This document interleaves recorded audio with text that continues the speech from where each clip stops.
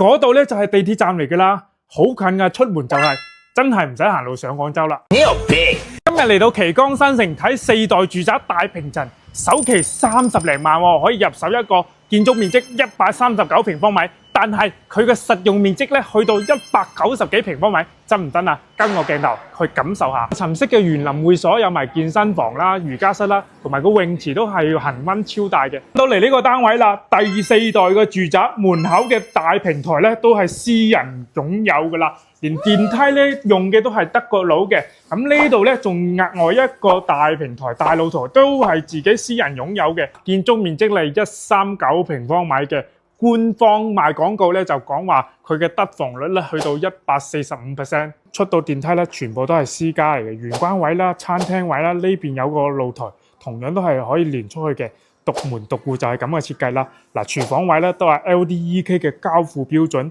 中央空調恆溫冷氣都係標配嚟嘅。嗱，交付標準咧呢度係間房嚟嘅，樣板間示範單位就咁樣設計，兩邊咧都係有2間房。旗江新城嘅地理位置咧就唔使多言噶啦，呢度咧集中所有嘅第4代住宅，最多人對比咧就係香山頌啦、堪陽御神啦，同埋呢個主人房覺得點樣啊？270度嘅景觀，對面咧就係時代雲圖啦，但係喺佢面前咧有少少老掉牙嘅感覺啊！身處2號樓，望出去咧就係地鐵站起緊嘅，叫做旗江新城地鐵站。佢咧就係廣州地鐵18號線嘅南延段。咁到時候27年通車咧，呢度過廣州非常方便。如果你都想喺中山揾啲第4代住宅咧，可以評論區666，我帶你逐個對比。